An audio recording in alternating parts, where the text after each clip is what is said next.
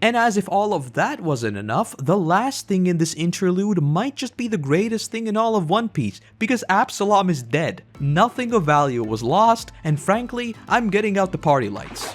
Hello my fellow wannabe Straw Hats, and welcome back to the One Piece saga, where today it is a quite bittersweet day because we are entering what is the final complete arc at the time of writing. It sure took us over a year, but here we are. An arc that surprised me in countless ways, all of which we'll get into because yes, this arc is gigantic and I'll be splitting it into a yet unconfirmed number of videos. So, with that said, let us not waste any more time and for one of the final times, dive right into Wano.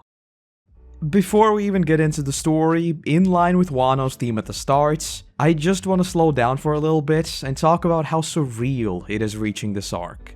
I won't get all sappy on you, but trust me when I say I never expected to be here, both in terms of content production or One Piece in general. If you go way back to my first One Piece video, what I said there about these insanely long-running series still stands. I just assumed that I'd never watch them and that be that, but here I am at episode 1000 plus, eagerly waiting for the next chapter to drop. So, whether you join me way back in Romance Dawn, or maybe just today, seriously, thank you for tagging along on this journey. Alright, that said, let us get stuck in. The first thing we see is the crew following the events of HAWKEYE Island and Reverie, and here we just get a few scenes that really made me crack up. We see the crew read the newspaper, where Chopper of course gets emotional about seeing Kureha and all of that, but them cutting out the pictures and messing with Nami just wanting to read the paper was some really good fun. Though another sort of broader thing to note with Wano is the mystique that had been set up around this location even as far back as Thriller Bark. As soon as we heard about it, it was always this foreign land that was closed off to the rest of the world, which immediately made me super intrigued because if it really was as closed off as we heard it was, then absolutely everything should be different, right? From the culture to the food to the people and the things they get up to, I couldn't wait to learn more. Which neatly brings me on to what might be the biggest talking point for me personally, and that is the complete 180 on the animation style. And luckily for the Patreon folks, I once again had my reaction recorded for this. So enjoy this brief supercut which should sum up my immediate thoughts on it. Oh my god, they are actually going all in on it. Yes. Oh my god, yes. Oh my god, I love the art style so much. The art style is so good. Oh, I love this setting so much. Like, no joke, I think this is already my favorite setting. So yeah, when I first saw the sudden switch in the art style of the water, I just thought that the intention was to establish Wano as a totally foreign land. And by leveraging animation that is foreign to us as the viewers, they would achieve that in ways beyond even the story implications. And because the water was pretty clearly evoking the Great Wave of Kanagawa and the Edo period vibes, I just thought that, yeah, this is purely to sell us on the idea of Wano. But no. Literally the entirety of this arc is in this art style, and I'll tell you right now, I genuinely loved every single second of it. And trust me when I say, this is not recency bias. Every other shot in this arc was wallpaper material, and frankly, this just makes me ask what in the world happened to their budget for them to suddenly pull something like this off. Everything in Wano is just so beautiful and vibrant, so yeah, this is very much a Mists of Pandaria moment for me, and I loved every second of it.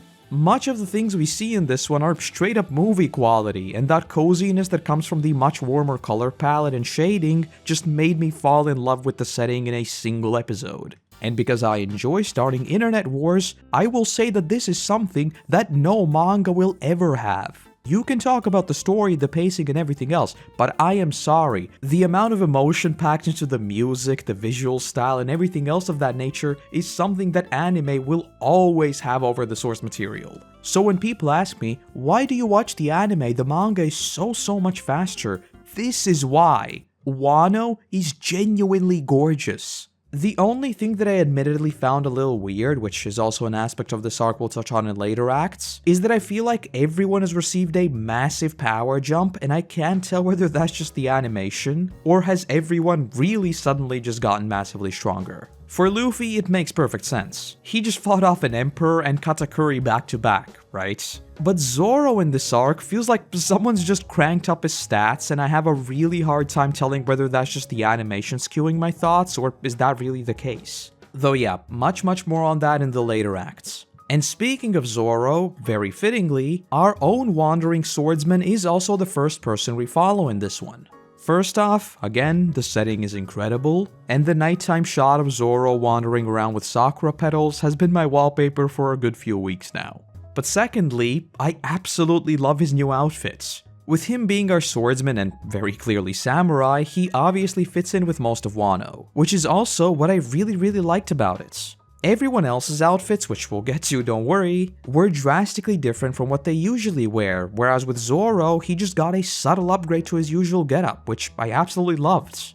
Again, we'll touch on this a lot more in later acts, specifically with Zoro, but it just feels like he just fits in better here.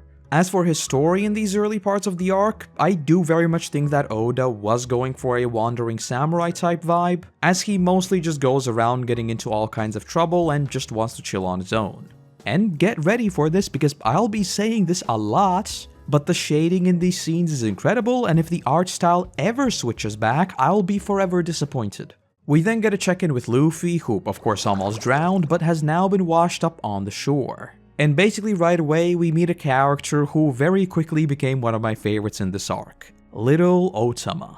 And yes, I know she's actually called Otama, but I'm sorry, it just sounds weird in English. Right off the bat, just like with Momo, I seriously got older brother vibes with Luffy, which was just very wholesome and would be turned up to 11 in just a second. Though secondly, because of her power, I actually thought that Otama might turn out to be the key to defeating Kaido since, you know, she can tame any animal and Kaido's crew are literally the beast pirates. While we would see some of that later on, I did think that exploring this particular synergy could have been leveraged a little more, to be honest. Though, fun times aside, it is once again time for Oda to tell a ridiculously dark story that is enveloped in some cheap laughs, which in this case is actually true in more ways than one.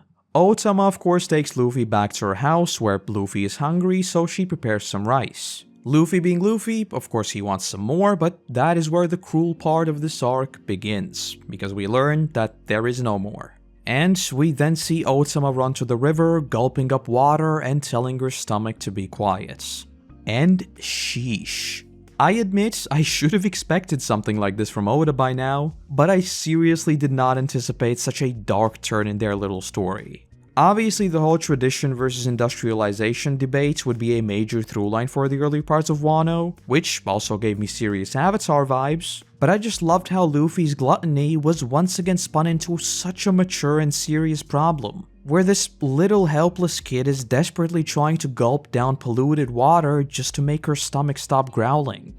So yeah, these scenes were straight up heartbreaking and very neatly introduced us to the bigger scale issues that Kaido has caused. Perhaps most of all, creating the whole "samurai are not hungry" saying as a way to cope with living in this near wasteland. And this is one of those things that I really enjoyed. We got a sort of a micro-scale example of this with Doflamingo and Dressrosa, where his influence ruled over the entire country as well. But I feel like with Wano, literally seconds after arriving, we know that we are now in his territory. We immediately see what Kaido's presence has done to this vibrant land, which I think was further helped by the intense contrast between said vibrant locations and the wastelands we see later. The way I see it, it's sort of an inversion of what we saw with Big Mom, because there too we had this mass-scale alteration of the terrain because it's the territory of an emperor, right? But with Kaido, instead of creating this messed up paradise of sorts, it just felt like he had bled the land dry for his selfish gain. Which again, I think just neatly established the wider conflicts, and already begun to recontextualize everything surrounding Kinemon and Momo. And of course, more on that in a second. But, as if this entire setup wasn't brilliant and downright gorgeous enough, we then find out that Luffy is not Otama's first big brother. That was none other than Ace. I mean, yeah, big surprise, I loved every second of it, and once again, in the space of a single episode, Oda managed to get me so invested into Ace's story with Otama that I just need to see more. Of course, all the parallels between the two brothers are very clear, with the whole allowing them to eat all the food, then promising to make sure they never have to worry about it again and all that. Every second of it was just genuinely excellent. And because I will never stop gushing about the animation at this point, the shots we got in these are all wallpaper material, and the land of Wano is just gorgeous. Though another connection that immediately popped into my mind is Orz's hat in Marineford. Because please, don't tell me that Ace learned to weave it from Otama. Because if he did, then yes, I am sad all over again. But that scene of Luffy just telling her that Ace is never coming back was just brutal, and please Oda, stop pulling on my heartstrings. Because at this point, I feel like a monster for saying Ace should die back in Marineford. But yes, Luffy giving Otama his hat was just so wholesome, and you know that if you get to wear the straw hat, our little rubber boy will turn the world upside down for you. So, very, very bittersweet indeed. What's not bittersweet, and just had me both cracking up as well as just extremely excited, was Luffy getting a sword. I won't lie, the second we landed on Wano and I saw literally everyone carrying around swords, I had all of my fingers crossed that, you know, maybe after Wano, everyone on the crew, okay, maybe except Sanji, would learn to use swords to some extent and weave them into their existing fighting styles. I thought it would work very well, you know, we were to Wano, we took a piece of their culture, and we got better because of it. And also, because someone in their infinite wisdom also decided to include Luffy with a sword and the stinger even before he got it, that thought was very much strengthened. But, of course, this is Luffy we're talking about, and I probably should have expected this, but the dude doesn't even draw the sword and just punches people while holding it, so yeah, that's pretty cool, I guess? Oh, and Luffy's outfit is absolutely awesome, by the way. All that said, very evocative of Romance Dawn, Luffy reunites with Zoro, who too is getting into trouble of his own. And of course, seeing them meet back up after 2 whole arcs of not seeing them was, as usual, very cool. But what follows next is easily one of my favorite sequences in this arc. We see that the Prophet dude has joined forces with Kaido and is going after Luffy. And in as few words as possible, this fight was absolutely incredible. Remember how I said that the introduction to Whole Cake Island was mostly a miss for me? Yeah, well, Wano is the complete opposite of that. At this point in the arc, I genuinely could not be more excited to see what we'd get into. And with animation of this quality, combined with a foe who, as far back as Sabaody, I said had one of the most intriguing powers, I was already writing in my notes, easily a 10 out of 10 opening. The whole prophecy power combined with the extra life dolls he has, I genuinely think he has one of the most interesting fruit abilities in the entirety of One Piece. And for once in the series, I seriously hope he actually doesn't die in this arc. And even aside from the visual standpoints, the choreography and direction here was simply excellent. You all probably know by now that Zoro's fights are always among my favorites. But because this was the first serious fight in this new art style, I basically turned into an anime reaction shot myself. So yes, a very, very, very good introduction to this arc. Following all of that craziness, Otama is still unwell, so she's being taken to get treatments. During which we also get to meet Tsuru, who would of course turn out to be Kinemon's wife. And yet another character we meet is Kiku, who bandages up Zoro. We'll have plenty of time to talk about Kiku later, especially with her being a female samurai, which is a detail I think is actually easy to overlook, but it's super important because samurai were historically a male-only type of deal. But again, here we just see the continuation of those industrialization, poverty, and all those types of themes. Obviously, the far darker thing here is that she is but one of countless people who have drunk the polluted water to quench her hunger, which essentially worked to show us that this isn't some small-scale isolated issue, but rather something that the entire country is suffering as a result of Kaido's war machine. But of course, because this is the land of an emperor, in what almost reminded me of JoJo Part 3 where everything was the work of an enemy stand, yet another pair of beast pirates show up and kidnap Otama. Obviously, Luffy and Zoro flexing on them was a ton of fun, and I swear, the shot of Zoro casually blocking the arrow had me actually jumping up in excitement. And as usual, the Luffy-Zoro dynamic here was simply excellent. When they're fighting side by side, it's always a sort of a, you know what to do, I know what to do, so there's nothing to worry about, right? But this whole deal does lead into what I think might have been my least favorite part of the first act. Now, don't get me wrong, I still seriously enjoyed it, but out of everything we've seen so far, the sumo fight did seem really random. I do think that there were some really fun moments in this one, like the Luffy undefeated against Usopp card, which seriously had me cracking up. And then we see Kiku acting like she doesn't know what to do once everything goes haywire, only for Zoro to be like, come on, stop acting like you don't know anything, clearly implying he knows full well that she is much stronger than she lets on. And the fight itself was also mostly interesting. That said, the lion stomach dude was super boring, and I kinda feel like that's been a trend with Kaido's crew so far. I think the only two fights that are associated with Kaido that I've enjoyed thus far was Jack, who we didn't even technically fight, and of course the Prophet dude. Everyone else on the other hand has been super forgettable, and I really didn't care much for them. Though following the whole sumo match, the trio free Otama steal a whole bunch of food and then bring it back to the town.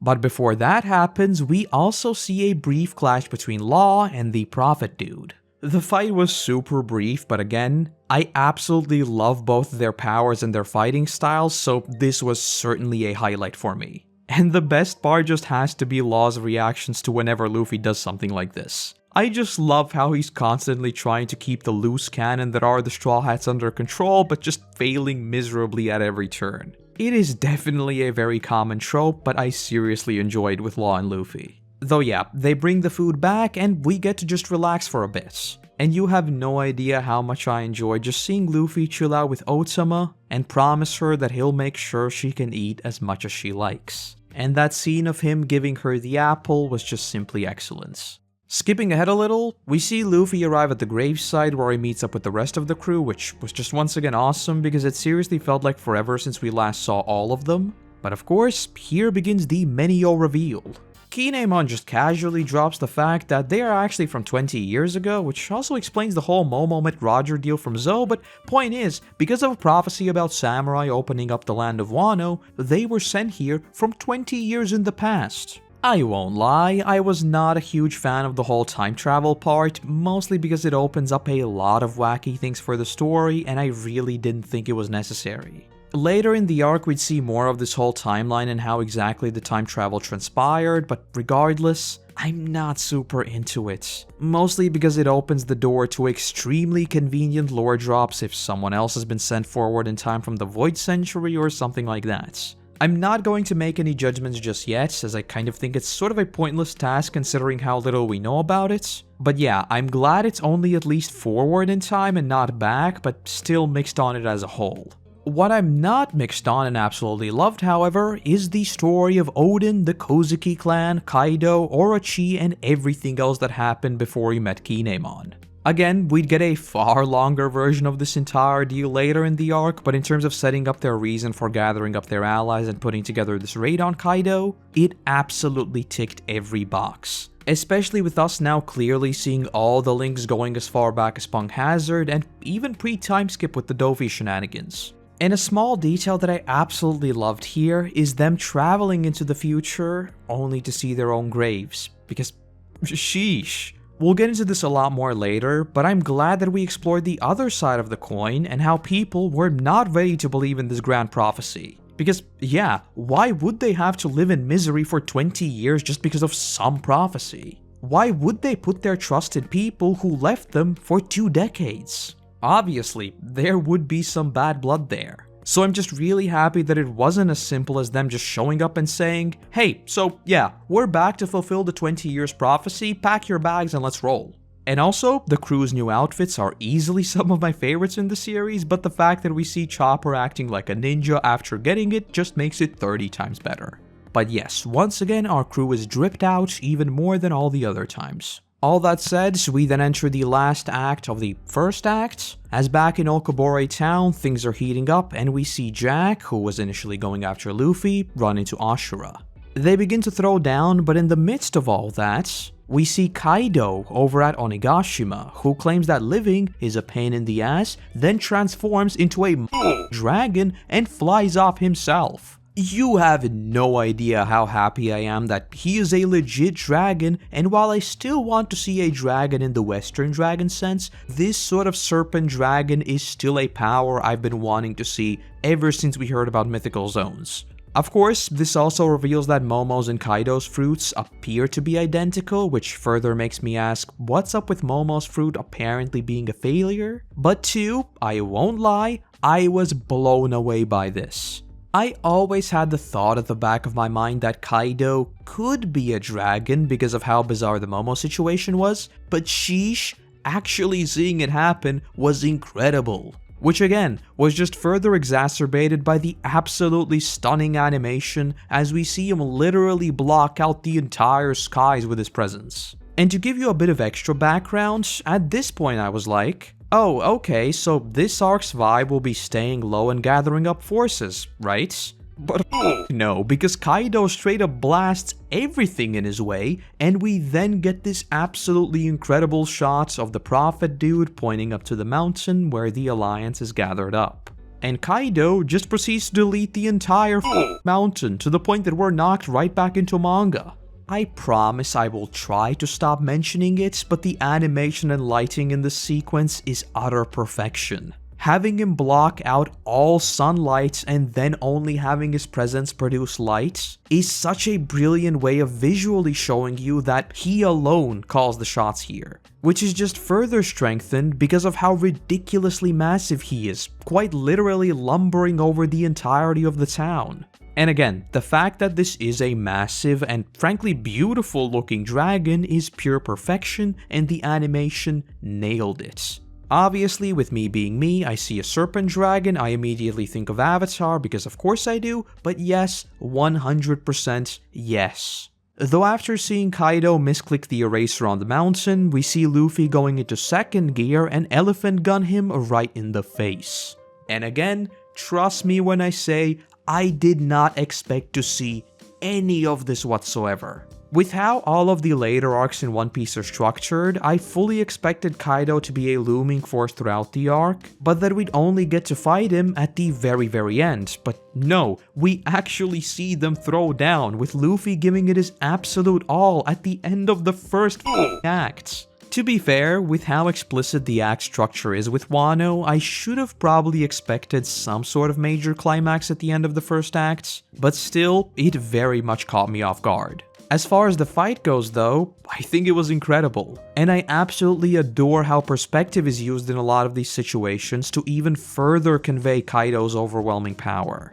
Though, one thing that I mentioned way back in Dressrosa and actually aged surprisingly well is power creep in the animation departments, because some of these fights are getting a tad too flashy in my opinion. I feel like it wasn't as outwardly visible in this case because of how dark the surroundings are, but if the contrast wasn't as pronounced, I think we'll be entering problematic territory with visual auras. Hello, editing Koroto popping in. Feels good to no longer be future Koroto, but yes, this portion was recorded before Toei themselves said that they've overdone it with the auras in the third act, so I guess I really hit the nail on the head there. But hey, they reduced them, so I think they are moving in the right direction. Alright, back to the video. Though another thing that I really enjoyed that's kind of hard for me to put into words is the power balance between Luffy and Kaido here, because both of them are absolute monsters, that much is clear. But in this fight, I still knew that Luffy is no match for Kaido and he would be absolutely annihilated. And so the whole thing was also wrapped in a layer of tragedy.